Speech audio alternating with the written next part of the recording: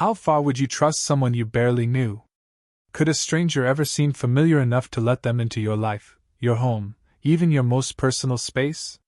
For 26-year-old Emily Harper, that question didn't feel dangerous at all. In fact, it felt like love. It felt safe. But sometimes, what feels safe isn't, and what seems familiar can hide something unimaginable. Emily had always been cautious. Friends described her as careful, the kind of person who double-checked locks, read every online review, and never met someone in private without first making sure someone knew where she was going. Yet when she met Michael Reynolds, something about him disarmed her instincts.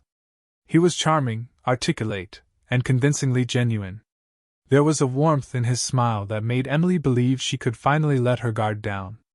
How often do we think we can see into someone's heart, only to discover that heart is perfectly designed to conceal secrets? Their connection developed fast, almost unnaturally so. Within weeks, Michael had learned details about Emily's life that only someone truly close would know, or so she thought.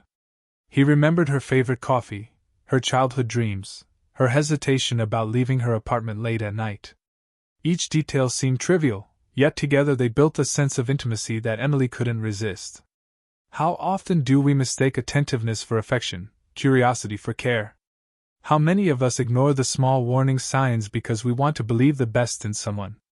By the end of that first month, Emily made a decision that shocked some of her friends but felt entirely logical to her. She agreed to move in with Michael. It wasn't just about convenience or romance. It was about trust. It was about hope. And yet, trust, especially the kind that comes too quickly, can be both a shield and a trap. Humans are wired to connect, to empathize, to give someone the benefit of the doubt, even when intuition whispers otherwise. Once she moved in, the apartment felt different from her own. It was a mix of familiarity and unease, the kind of place where laughter could echo in empty rooms and shadows lingered just long enough to make you question what you saw. Emily noticed little things at first, the way Michael avoided certain questions, the subtle inconsistencies in his stories, the faint but strange odors she couldn't identify. She pushed those thoughts aside, telling herself she was overthinking, that maybe new relationships just came with quirks.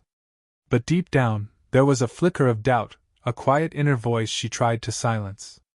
How many of us ignore that voice because denial is easier than confrontation? Neighbors, the silent witnesses of daily life, began to notice small signs too. A window left open late at night, laughter that sometimes sounded forced, deliveries piling up at the door. But neighbors often see without knowing, notice without understanding. They sense tension, a subtle wrongness, yet like Emily, they had no reason to sound an alarm. How often do we see warnings but fail to interpret them correctly, blinded by assumptions or by the ordinary patterns of life?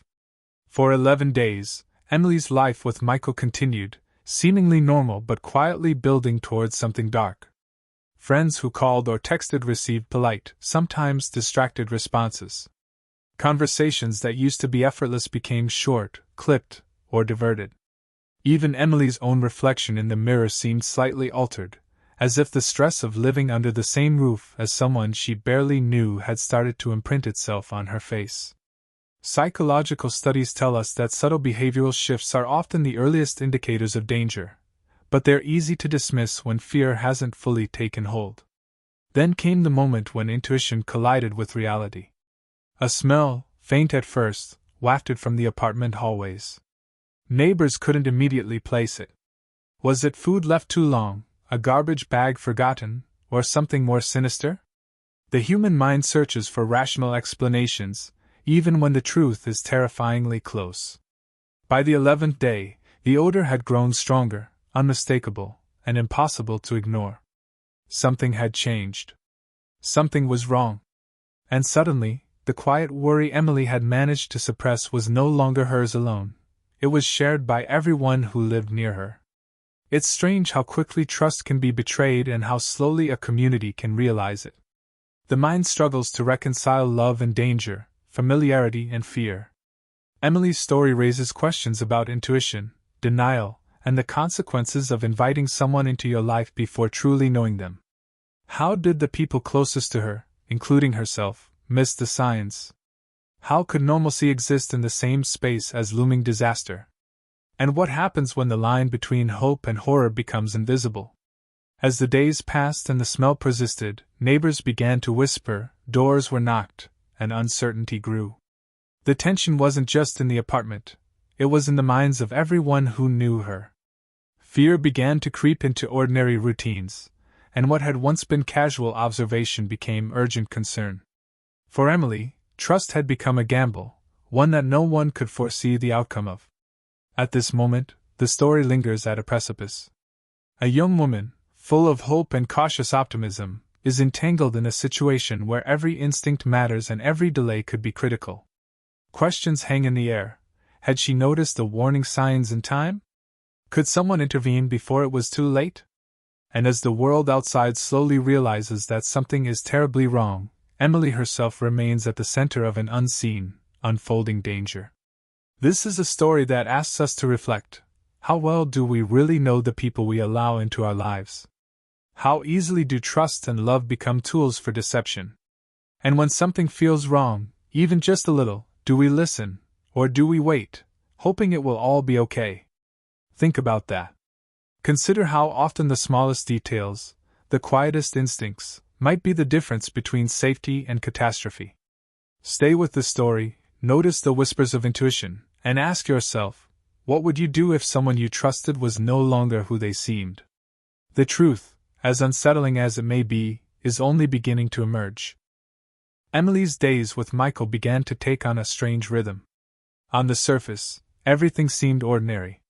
She went to work, returned home, shared meals, and sometimes laughed at Michael's jokes.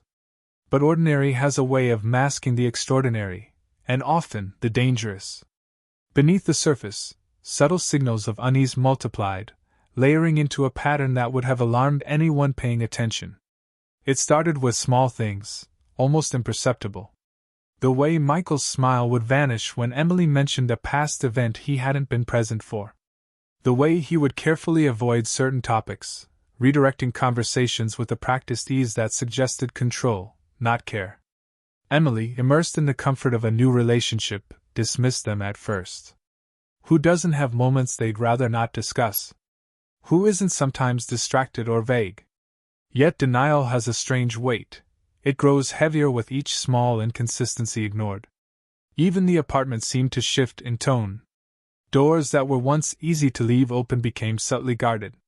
Windows that let in light now carried a faint shadow. Emily noticed that Michael seemed unusually aware of every movement she made. He would ask questions in a casual tone, questions about her schedule, her habits, the time she expected to leave for work, that seemed innocuous but left a lingering feeling of being watched. How often do we confuse attentiveness for affection, control for concern? Friends began to express concern, though hesitantly. He seems intense, one would say, trying to be polite. Are you sure you're okay? Another asked, probing but careful not to offend.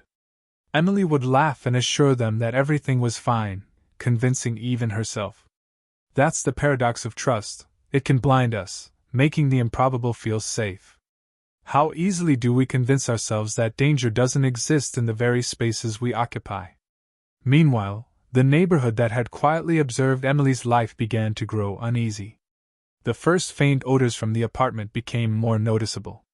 At first, people assumed it was trash, or perhaps food left to spoil. By the fifth day, it had taken on a metallic edge, a smell that instinctively triggers alarm in human senses. Neighbors would glance toward the apartment, exchanging uneasy looks. But the human mind seeks rational explanations. Couldn't it just be an overflowing garbage can? A refrigerator gone bad? It's easier to believe a simple cause than to confront the possibility of something sinister. At work, Emily's behavior started to shift as well. She seemed distracted, almost restless, checking her phone more frequently, pausing mid-conversation as if listening for something only she could hear. Colleagues noticed the change, but they attributed it to the stress of moving in, a new relationship, the normal pressures of life. Few suspected that beneath the surface, Emily was living in a subtle, constant tension that most people never notice until it's too late. And then there were the moments of quiet control, so small they almost seemed invisible. Michael would adjust items in the apartment without asking, move things slightly out of place, or insist on performing simple tasks in ways that left Emily unsure of what she wanted. He would question her memory gently, suggesting she was mistaken or forgetful. These acts, almost harmless on their own, combined into a web that made Emily doubt her own perceptions. This is a classic pattern in psychological manipulation, the gradual erosion of certainty, the quiet reshaping of reality. How often do we fail to see these signs until the consequences become unavoidable? Emily's inner voice, the one that had whispered warnings before she moved in, returned, persistent and uneasy. She noticed it in fleeting moments, the sudden tension in her chest when Michael entered a room, the way her stomach twisted at a comment he made, the way she hesitated before answering questions that previously felt easy. She told herself these feelings were irrational, products of stress and excitement. But intuition is rarely wrong. It is the subconscious recognition of danger long before the conscious mind accepts it. By the 8th day, the apartment's tension became almost tangible. The air felt heavy, weighted with unspoken threats. Michael's mood swings grew more pronounced. Moments of charm were punctuated by subtle irritability. Emily noticed that he would fixate on her movements, sometimes asking where she was going, what she was doing, who she was speaking to. It was small, controlling, almost polite in its phrasing, but controlling nonetheless.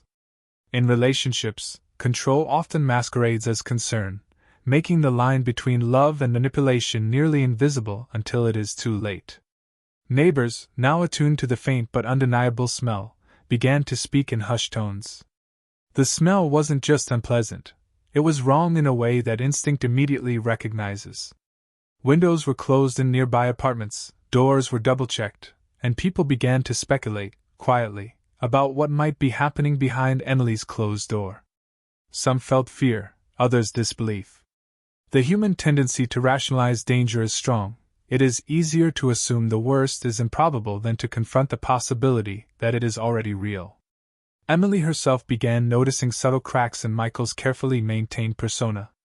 Small lies, inconsistencies, fleeting glances that suggested irritation or frustration, even anger. She felt the pull of doubt but also the inertia of trust. Once you've allowed someone into your life completely, the thought of mistrust feels like betrayal. This tension, between instinct and hope, fear and denial, creates a psychological pressure that is almost unbearable. How often do we let someone occupy our lives fully before truly understanding their intentions? As the 11th day approached, the smell grew stronger, impossible to ignore. Neighbors' concerns shifted from idle curiosity to urgent worry. Something was happening that couldn't be explained away. Yet even now, Emily remained unaware of the full scope of danger. She was still operating under the assumption that love could protect her, that familiarity guaranteed safety. Humans crave certainty, even when evidence suggests otherwise. How often does this desire for comfort blind us to the warning signs we might otherwise see? And then, a pivotal moment occurred, one that would change everything. A neighbor, overcome by the intensity of the odor and the eerie silence from the apartment, decided to act. The simple act of observation, of finally paying attention to what had been quietly wrong for days, set in motion a chain of events that no one could stop. What they would discover would shock them, revealing truths that Emily herself could never have anticipated. This story forces us to ask ourselves uncomfortable questions. How much trust is too much too soon? How often do we overlook warning signs because they are subtle, because they challenge our desire to believe in the goodness of others? And most importantly, what happens when denial meets danger in the private space of someone's life? As the air grew heavy and the tension inside and outside the apartment reached its peak, the world seemed to hold its breath. The ordinary routines of daily life collided with a lurking, invisible threat, leaving neighbors, friends, and Emily herself poised on the edge of realization. Every instinct, every hesitation mattered. Every small detail counted. Stay with this story. Reflect on the fragility of trust, the power of intuition, and the consequences of ignoring what the mind knows but the heart refuses to accept. Consider the weight of small signs, and how easily we convince ourselves that things are normal, until they suddenly are not. The truth is moving quietly toward revelation, and the question remains, will it be too late when it finally emerges? By the 12th day, the apartment had become a place where every sound, every shadow, felt charged with meaning. What had once been a home now seemed like a stage for something unseen, a place where ordinary life and extraordinary danger intersected. Emily moved through it cautiously, trying to maintain a sense of normalcy, but her instincts were quietly sounding alarms she refused to fully acknowledge. Humans often cling to routine, even when the circumstances around them suggest alarm, because routine gives the illusion of control. It began with the little things she couldn't quite explain. A faint noise in the bedroom late at night, too deliberate to be the house settling. A smell lingering in corners she just cleaned. Small objects slightly out of place, items she was certain she hadn't moved. Each of these incidents, taken alone, might have seemed trivial, yet together they wove a pattern that instinct recognizes long before reason can articulate it. How often do we see these patterns and convince ourselves they are meaningless? Michael's behavior also shifted, almost imperceptibly at first. His charm remained, but it was now punctuated with tension, his patience fraying in ways that were easy to miss until a moment of frustration made it undeniable. He would ask questions about her day with a tone that suggested more than curiosity, more than care. It was the kind of subtle intimidation that makes the victim question their own perception, the kind that erodes confidence without leaving visible scars. Psychological studies have shown that this slow undermining is one of the most effective forms of manipulation. Emily began to notice her own reactions. A nervous glance, a pause before speaking, hesitation where confidence once resided. She tried to dismiss them, blaming stress, the excitement of a new living situation, or the adjustment of being with someone new. But deep down, she knew something wasn't right. That quiet, persistent voice in the back of her mind, the one she had managed to silence for days, was now louder, insistent, impossible to ignore. Neighbors, too, were increasingly aware of irregularities. The smell that had first drawn casual concern had now escalated to something unmistakable. One neighbor described it as sharp, metallic, impossible to ignore, lingering in the hallway and seeping through walls. People whispered to each other, shared stories of glimpses or odd sounds, but no one had dared enter the apartment. Fear often silences action. People can sense danger without knowing its source, and in those moments, hesitation is the mind's attempt to protect itself. Emily, still unaware of the growing alarm around her, attempted to maintain normality. She cooked meals, answered texts, and even laughed with Michael when he made jokes. But beneath her surface compliance, tension coiled tightly in her chest. Every instinct that had whispered warnings before now screamed with urgency. She found herself double-checking locks, monitoring Michael's movements, and questioning her own memory of the simplest events. The mind, when forced to reconcile trust and doubt, creates cognitive friction that is exhausting and disorienting. Michael, for his part, seemed to notice this shift. The subtle ways he exerted control intensified, almost imperceptibly, but enough to keep Emily off balance. A tone of impatience when she asked simple questions, a sudden insistence on doing things his way, and fleeting moments of coldness followed by sudden charm, all of it carefully calibrated to destabilize and control without creating overt conflict. Victims of manipulation often describe this pattern as confusing, emotionally draining, and impossible to predict. How easy it is to dismiss subtle danger until it becomes unavoidable. Meanwhile, the outside world pressed in. Friends called and texted, noting the change in her voice, the hesitation in her words. Their concern grew, but Emily reassured them, masking her fear with smiles and explanations she half believed herself. That is the paradox of danger in close relationships. The victim often defends the person putting them at risk, convincing themselves that all is normal even as subtle threats accumulate. By the late afternoon, the tension had become nearly tangible. Emily found herself freezing mid-step, wondering if Michael was watching her from another room. She tried to rationalize the feeling, reminding herself of his warmth, his attentiveness, the countless small gestures of apparent care.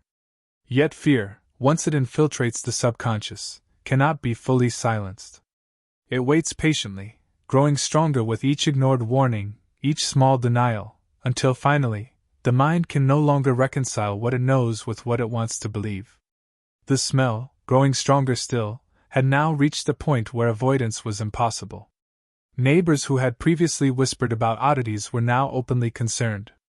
A faint but persistent odor, coupled with the eerie quiet from the apartment, created a sense of imminent danger. Humans have an almost instinctual response to certain smells, a recognition that something is biologically wrong. But instinct alone is rarely enough to prompt immediate action. It requires courage, awareness, and sometimes sheer luck. Emily's isolation became more pronounced.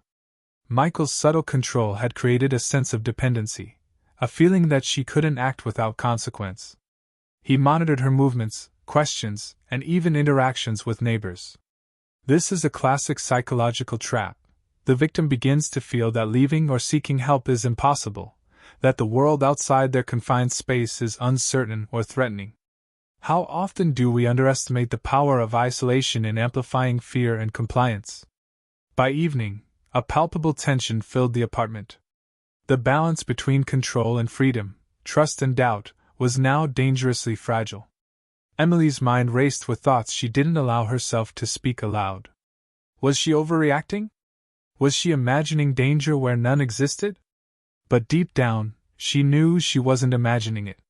Something was wrong, profoundly wrong, and the sense of foreboding she had tried to ignore could no longer be silenced.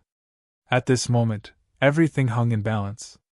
Emily's life, seemingly ordinary just days before, was now poised on a razor's edge. Her instincts screamed, the world outside grew suspicious, and the invisible web of manipulation tightened around her. The ordinary routines that once provided comfort now existed only as a mask for an underlying threat that could no longer be hidden. The story asks us to reflect. How often do we ignore intuition for comfort? How many times do subtle signs, quietly observed by ourselves or others, go unheeded until the consequences are unavoidable? Emily's situation forces a reckoning with the ways we trust, the ways we rationalize danger, and the price of delayed action. Stay with this story and think about the small warnings in your own life, the moments you might dismiss as trivial, the instincts you might ignore. Consider how ordinary settings, ordinary people, and ordinary routines can hide danger in plain sight. The tension is rising, the truth is waiting to emerge, and every detail, every hesitation, matters more than you might realize. By the 13th day, the apartment had become a space where every sound, every movement, carried weight. Emily had begun to notice subtle shifts in herself that she couldn't fully explain. Her laughter felt brittle, her words measured, her actions hesitant. The person she had been before, careful, cautious, yet confident, was being replaced by someone constantly second-guessing herself. It's a strange kind of erosion, the way fear works quietly, slowly, almost invisibly, until you realize the foundation of your life has been shaken. Michael's behavior had taken on a pattern that was impossible to ignore. Moments of charm, once reassuring, now carried a subtle sharpness. A careless glance, a quiet sigh, a half-smile that didn't reach the eyes. They were small signals, easily overlooked, yet potent. Emily's mind, desperate to preserve the illusion of safety, tried to rationalize them. But deep down, she knew that something fundamental had shifted. How often do we rationalize danger simply because acknowledging it feels unbearable? Outside the apartment, neighbors had begun to coordinate their concern. The odor that had first been dismissed as trivial now lingered unmistakably in the hallway. It was sharp, metallic, and sickly sweet in a way that immediately triggers unease. People whispered to each other, comparing notes on odd sounds and brief glimpses through slightly open doors. Fear, once recognized collectively, has a way of amplifying itself. Ordinary people suddenly begin to question their assumptions, and the world that seemed stable only hours ago now feels precarious. Emily, however, remained isolated. Michael had created an invisible barrier around her, one reinforced by charm, subtle intimidation, and careful monitoring. He would casually inquire about calls or visits, ask questions in ways that made her hesitate before answering, and offer small punishments disguised as concern, a raised eyebrow, a quiet sigh, a fleeting look of disappointment. All of these small gestures were cumulative, chipping away at her confidence, making her feel less certain of her own judgment. The human mind is remarkable in its ability to justify contradictory feelings.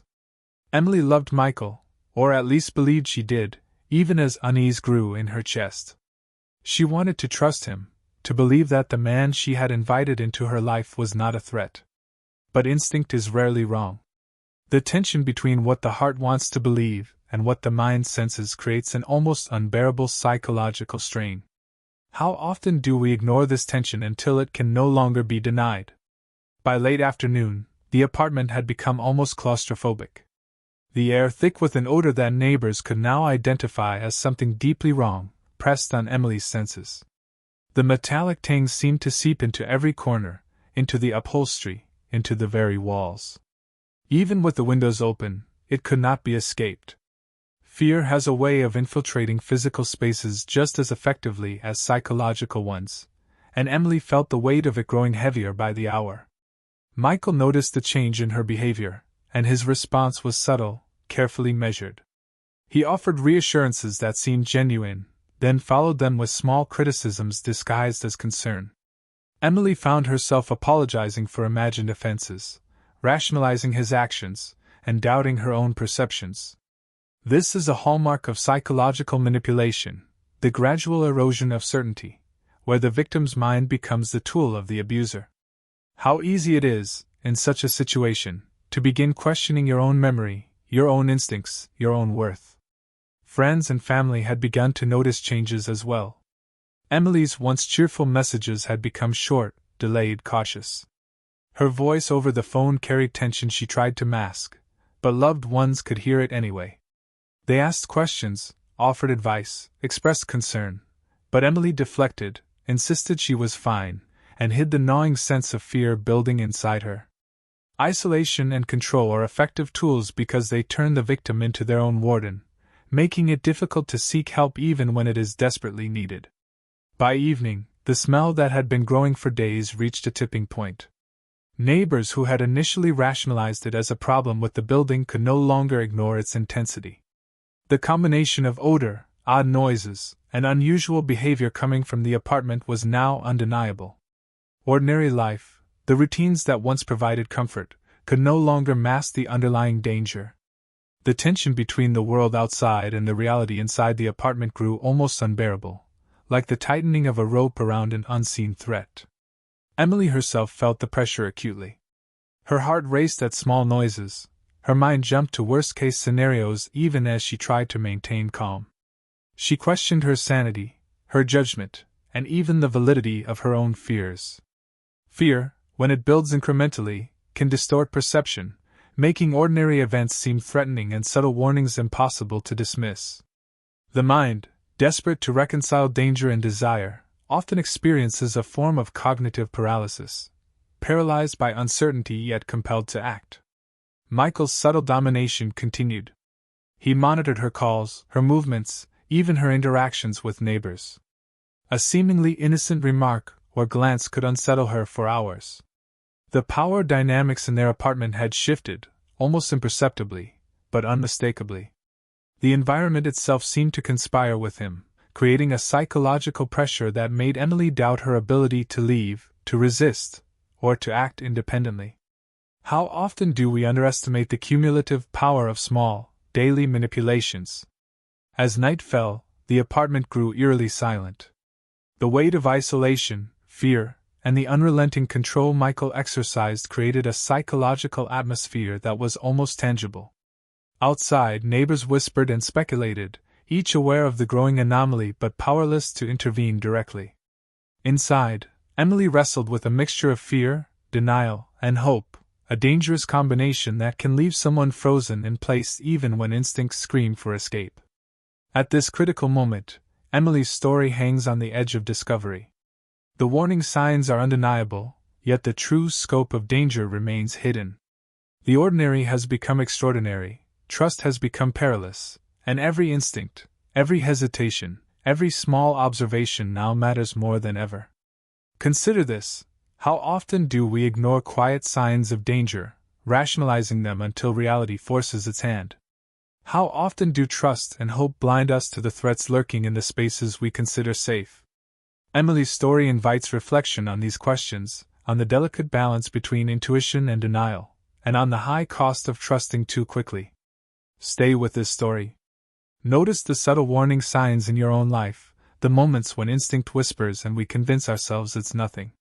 Reflect on the fragility of trust and the consequences of ignoring it. The truth is closing in, and the weight of realization is almost unbearable, but it is only the beginning of uncovering what has truly been happening behind closed doors. By the 14th day, the apartment was no longer just a home, it had become a pressure cooker of fear, suspicion, and uncertainty. For Emily, the subtle anxieties that had been growing for nearly 2 weeks now pressed down with a weight she could no longer ignore. She moved through the rooms carefully, almost as if the very air itself had turned against her. Every sound, Michael's footsteps, the creak of the floorboards, even the faint hum of the refrigerator, felt amplified, loaded with potential threat. How often do ordinary sounds take on extraordinary significance when fear begins to dominate perception? Michael, meanwhile, seemed to sense the shift in her demeanor. His charm persisted, but it was interlaced with a quiet tension, a control that Emily felt but could not yet name. Small actions, closing doors a fraction too forcefully, asking innocuous questions with a subtle edge, lingering glances, built a web of unease around her. By now, the pattern was unmistakable. The man she had trusted implicitly had begun to dictate not just her environment, but the very rhythm of her thoughts. Manipulation is rarely dramatic at first. It creeps, unnoticed, until the victim's reality has been quietly redefined. Outside, neighbors were growing increasingly concerned. The smell, once faint and dismissible, had become overwhelming. It crept down the hallway, seeping under doors, and lingered in the stairwell. Some people tried to rationalize it. Perhaps a dead animal in the walls, maybe spoiled food, a forgotten garbage bag. But instinct does not lie. Something about the odor triggered unease that transcended logic, a primal recognition that something was profoundly wrong. Humans are wired to notice such signals even when we cannot fully articulate them. How many times do we ignore them, waiting for proof rather than trusting instinct? Emily, for her part, was trapped in a paradox of denial and fear. She wanted to believe that everything was normal, that Michael's actions had innocent explanations, that the home she had chosen was still a place of safety. Yet, every instinct she had screamed otherwise. It is one of the cruelest aspects of manipulation, the tension between hope and danger, between the desire to trust and the knowledge that something is wrong. This cognitive dissonance grows unbearable, eroding confidence and clarity, leaving the mind vulnerable to suggestion. By mid-afternoon, small cracks in Michael's carefully constructed persona began to widen. His patience, once a hallmark of charm, had started to fray. A tone of irritation, subtle but sharp, surfaced when Emily asked questions. A fleeting expression of frustration crossed his face when she moved items in a way he did not approve. The unpredictability, the oscillation between charm and tension, is precisely what creates psychological dependency, forcing the victim to walk on eggshells, constantly recalibrating behavior to avoid unseen consequences. How often do we overlook such patterns until the damage is too deep? Neighbors, increasingly aware that something was amiss, began to talk openly. Whispers about strange noises, odd smells, and Emily's absence from communal spaces filled stairwells and hallways. The ordinary routines of the building, mail collection, casual greetings, evening walks, became tinged with suspicion. People who had previously ignored small anomalies now felt a rising tension that was impossible to dismiss. Collective intuition, when sharpened by repeated unusual signs, can be as powerful as any alarm. Emily, caught between denial and awareness, noticed the growing intensity of the smell herself. It was no longer a background concern, it filled the apartment, heavy and oppressive. She wondered if she had imagined it, if the heat of the day or a temporary problem could account for it, but deep down, she knew it was something else entirely. Fear, once acknowledged, is relentless. It forces attention, demands reasoning, and yet leaves the mind grasping for explanations that feel safer than the truth. Michael's control became more pronounced as Emily's awareness grew. Questions about her day, who she spoke to, and even casual comments from friends were met with subtle but unmistakable pressure. His influence had moved from physical presence to psychological dominance. Emily's movements, conversations, and even her thoughts seemed to require his silent approval. This is a hallmark of coercive control. The abuser transforms ordinary behavior into a performance, forcing the victim to constantly measure safety against obedience. By evening, the apartment seemed charged with an almost tangible tension. The air, thick with odor, the subtle but insistent control exerted by Michael, and Emily's own growing awareness created an atmosphere that was nearly unbearable.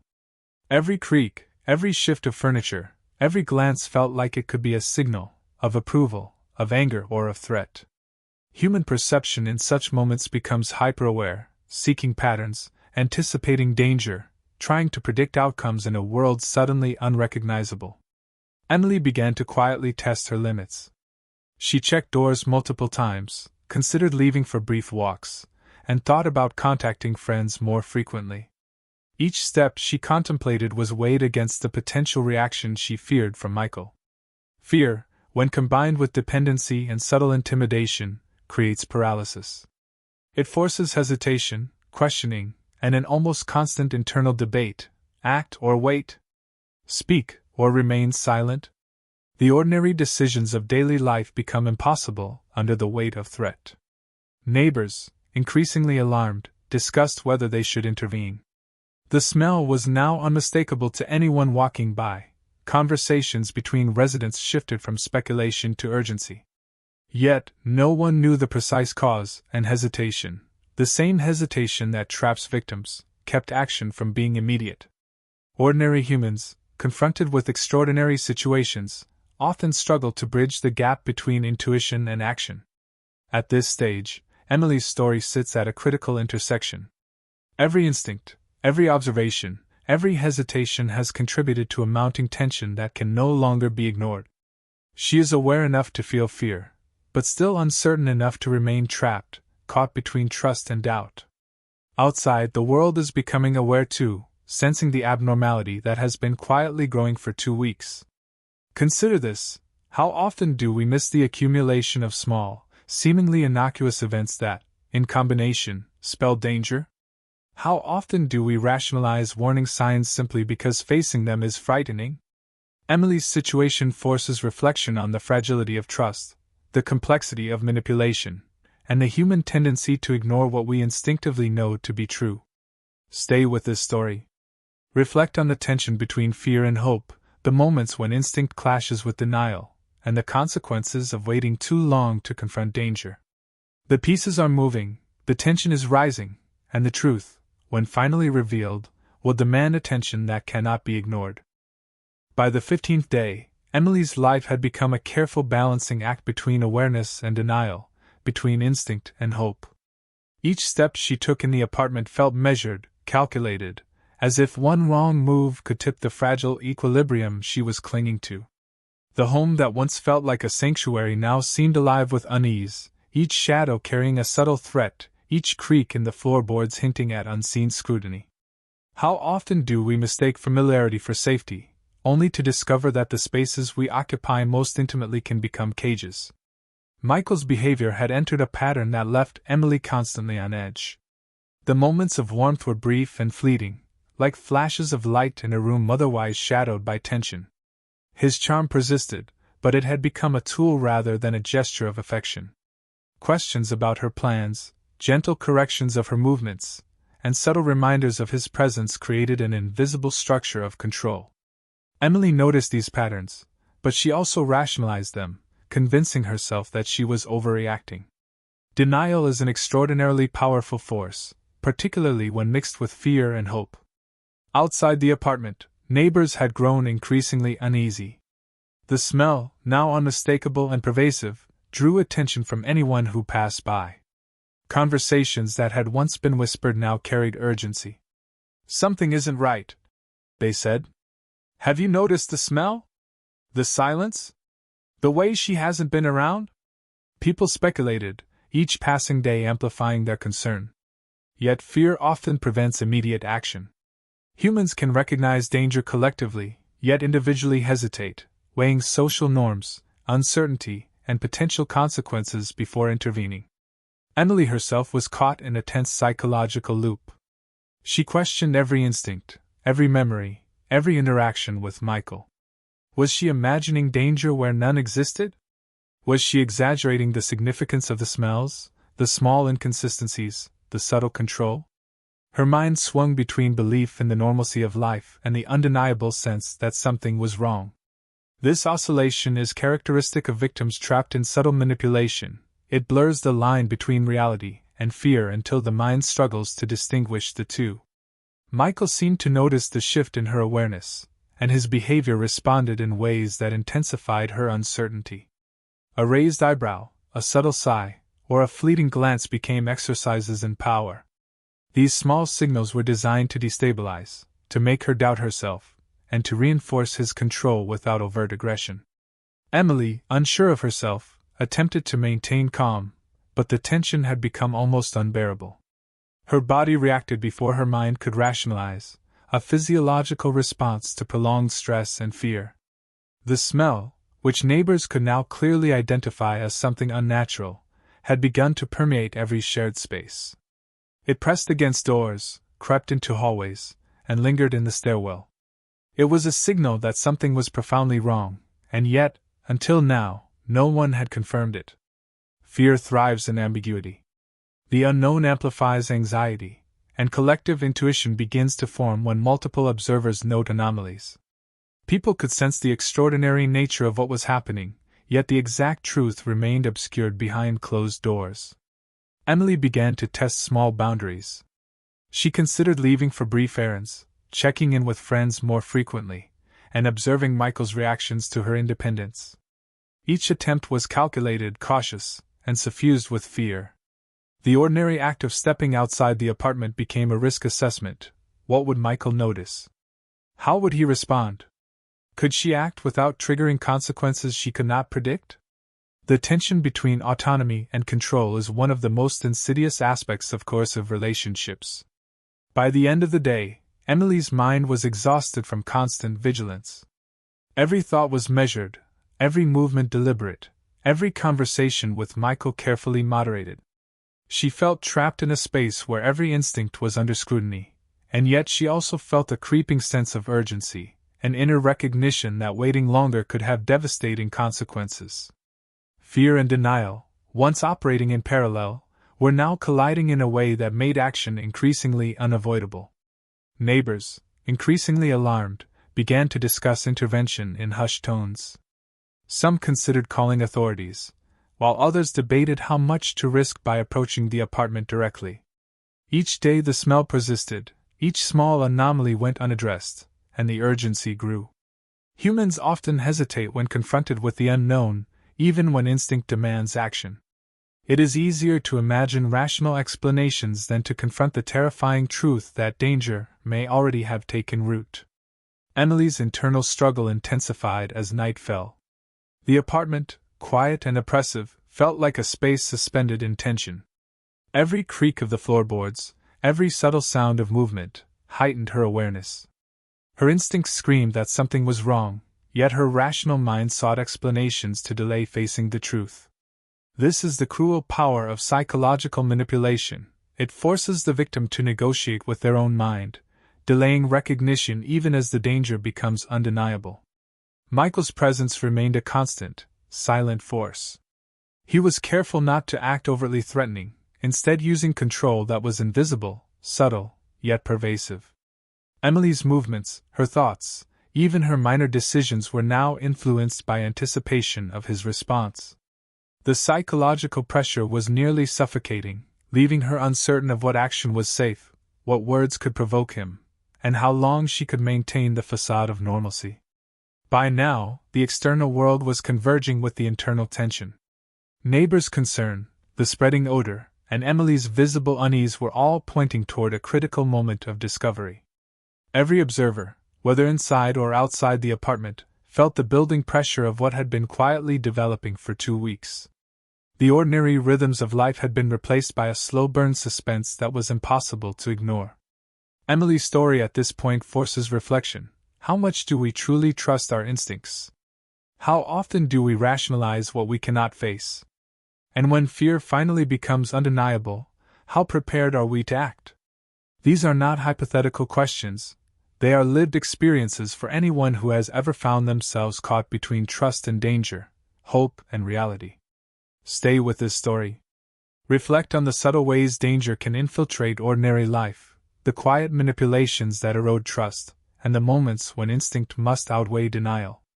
Every hesitation matters, every observation counts, and the truth is approaching a revelation that will leave no one untouched. By the 16th day, Emily's world had shrunk into a state of constant vigilance. Every step, every glance, every breath felt measured against unseen danger. The apartment, which had once seemed like a sanctuary, now felt like a trap. Shadows seemed to linger in corners longer than they should, small noises were amplified into alarms, and the faint metallic smell that had been creeping for days had become unmistakable, saturating the space with a sense of dread. How often do we fail to notice the slow accumulation of threat until it is nearly too late? Michael's behavior had sharpened in response to Emily's subtle resistance. His charm, once disarming, was now punctuated with control, with subtle corrections, with small psychological nudges designed to test her boundaries. A misplaced object, a question asked too closely, or a fleeting expression of doubt could draw a sharp, almost imperceptible rebuke. Emily noticed, of course, but each observation was immediately followed by rationalization. He didn't mean it that way, she was overthinking, it was just stress. Denial and hope are powerful tools. They allow the mind to endure tension without confronting the full weight of danger. Neighbors had become increasingly alarmed. The smell, now strong enough to be detected in the stairwell and even outside the apartment door, was no longer ignorable. Whispers turned into cautious conversations. People spoke of faint noises, strange silences, and glimpses of movement that didn't make sense. One neighbor remarked that the apartment felt off, in a way that went beyond smell, like a heavy, oppressive presence had settled there. Human intuition is sensitive. It can detect subtle deviations from normalcy long before rational explanations appear. Emily herself was trapped in a growing psychological tension. Her awareness of danger had sharpened, yet fear and habit prevented immediate action. She tested the boundaries of her situation carefully, considering brief trips outside, lingering calls to friends, subtle inquiries about leaving, but each potential action was weighed against the anticipated response of Michael. The ordinary acts of freedom and independence had become exercises in risk assessment.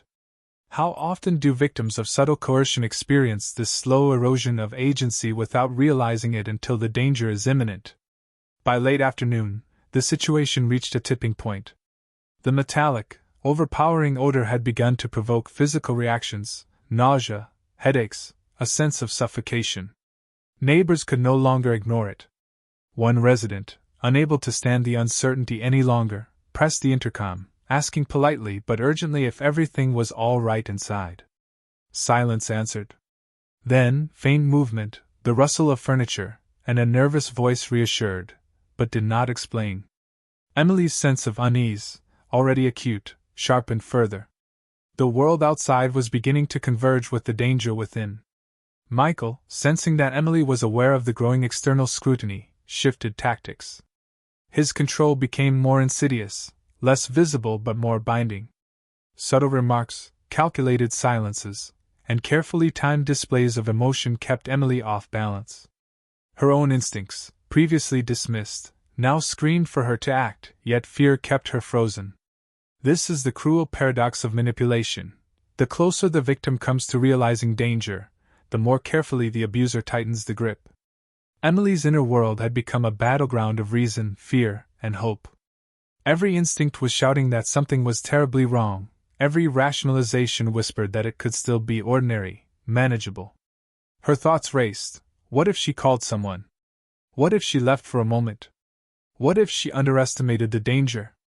Every scenario was weighed, countered, dismissed, or rationalized, creating a psychological exhaustion that left her vulnerable even as awareness sharpened. Outside, neighbors debated intervention. Some considered calling authorities immediately, while others hesitated, fearing the consequences of misjudging the situation. The smell, the silence, the occasional glimpses through the partially open door, all suggested that something extraordinary had happened. Yet ordinary human caution delayed action. Fear of being wrong, fear of overstepping, fear of provoking danger, all contributed to a tense standoff where knowledge existed without intervention. By evening, the tension inside the apartment had become unbearable. The air was thick, the smell nearly impossible to ignore, and Emily's awareness of both internal and external threats had reached a critical intensity. Her mind oscillated between hope and despair, between trust and fear. She tested Michael subtly, observing his reactions to minor actions, trying to gauge whether he had noticed the growing scrutiny from outside. Every moment was fraught with tension, every movement carried consequences that could no longer be predicted. Neighbors, now openly suspicious, whispered that something was wrong, that the apartment's atmosphere was unnatural. Collective intuition had crystallized into a sense of urgency, and yet no one had taken direct action. Humans are notoriously slow to intervene until undeniable evidence forces confrontation, a cruel irony when danger is silent but pervasive. Emily's awareness of this, combined with her own trapped state, created a suffocating tension that was impossible to escape. The psychological pressure on Emily was now at a breaking point. Her body reacted to stress with fatigue, tension, and hypervigilance. Her mind, aware of both internal danger and external scrutiny, struggled to process the unfolding reality. She questioned every decision, every interaction, every instinct. How long could a person endure such tension before action becomes unavoidable? How many warning signs can be ignored before the truth erupts? At this precise moment, the story reaches a critical junction. Emily, aware of the danger yet uncertain of how to act, is at the intersection of fear, trust, and instinct. Outside, neighbors sense the abnormality, the deviation from ordinary life, but hesitation still dominates their actions. Inside, the weight of control, manipulation, and subtle threat presses upon her relentlessly. Every instinct matters, every hesitation carries significance. Consider this: how often do we ignore the small signals of danger until the consequences are nearly irreversible? How often does fear, hope, and the desire to trust blind us to what our instincts already recognize? Emily's situation forces reflection on the fragile boundary between safety and peril, between trust and deception, and on the cost of waiting too long to confront reality. Stay with this story. Notice the tension in ordinary spaces, the power of subtle manipulation, and the ways intuition and denial collide. Reflect on the importance of acting on instinct before fear, habit, or hope paralyze judgment. The truth is closing in, and the moment of confrontation, when awareness can no longer be postponed, is about to arrive. By the 17th day, the apartment had transformed into a space where fear and anticipation were almost tangible. Every sound, every shadow, every small shift in light carried significance. Emily moved cautiously, her body attuned to the smallest changes, her mind calculating risks that few could even imagine. She had been trapped not by walls, but by a psychological tension so pervasive that every instinct screamed danger, while hope whispered for calm. How often do we underestimate the invisible forces that can trap a person before any physical barrier even exists? The smell, now unmistakable and overwhelming, had reached every corner of the building. Neighbors, who had been whispering concerns for days, now spoke openly of suspicion and dread. Some peeked through windows or cracked doors, observing anomalies that defied explanation. Ordinary routines had vanished. The smell, the silence, and the subtle sounds of the apartment created a collective unease that no one could rationalize away. Human intuition is sharp. It recognizes threats before they are proven. And now, the evidence of danger was everywhere. Inside, Michael's subtle control had reached its peak. Every glance, every word, every slight shift of posture was calculated to keep Emily off balance. Charm alternated with intimidation, warmth with sudden withdrawal, all carefully designed to destabilize her perception. Emily noticed the pattern, recognized the manipulation, but fear had trained her to hesitate. The psychological trap was complete. She was aware of the danger but unsure of how to act without triggering consequences she could not predict. How many victims of coercion find themselves in exactly this invisible cage, struggling between fear and the need to survive? Emily's mind raced with possibilities. She considered contacting a friend, calling someone for help, even stepping outside briefly to gauge the situation, but each option carried a weight of unknown consequences. Her instincts urged action, yet rationalizations delayed it. Perhaps she was overreacting, perhaps the danger wasn't real, perhaps leaving would provoke Michael. This oscillation is the hallmark of psychological manipulation. The mind knows danger exists, but the fear of consequences keeps the body frozen. Meanwhile, the neighbors had begun to take subtle action. Some called authorities anonymously, reporting the overwhelming odor and their suspicions. Others stayed close, watching, listening, documenting what they could. A collective vigilance had formed, a quiet pressure building outside the apartment that mirrored the tension inside. Ordinary people were now participants in an extraordinary situation, their intuition and fear driving them to observe and question what had remained hidden for too long. By late afternoon, the pressure became almost unbearable. Emily moved carefully through the apartment, noticing every minor detail: the way doors were slightly ajar, the placement of furniture, the faint shift in air circulation. Each observation fed her awareness of danger, even as the psychological chains Michael had constructed kept her frozen in subtle ways. Fear, when combined with close control, creates a paralysis that is nearly impossible to break until an external force intervenes. The smell, increasingly potent, had now reached a point where even casual observers could no longer ignore it. Neighbors exchanged urgent glances, realizing that something was tragically wrong. Their intuition, finally backed by undeniable evidence, demanded action. The quiet waiting, the cautious hesitation, the hope that perhaps all was normal, had been exhausted. The extraordinary tension of the past 17 days was about to erupt into reality. Inside the apartment, Emily felt the weight of both internal and external forces closing in. Every instinct she had honed over the past 2 weeks now screamed for her to act. She considered leaving, but hesitation remained, driven by fear of what Michael might do, by the subtle psychological manipulation that had conditioned her to doubt her judgment. This is the cruel calculus of control. Even when the world outside begins to converge on the truth, the victim's mind can remain trapped, uncertain, paralyzed. The critical moment approached when the culmination of observation, fear, and instinct intersected. Neighbors, now aware of the smell's intensity and the odd behavior of both occupants, had alerted authorities. Emergency lights flickered outside, distant but growing in significance. Every action inside the apartment had become laden with risk. Every hesitation carried consequences. Emily's awareness, once tentative, now collided with the undeniable reality that the danger she sensed was not only real but immediate. Michael's control, which had seemed absolute, began to confront external forces he could not fully dominate.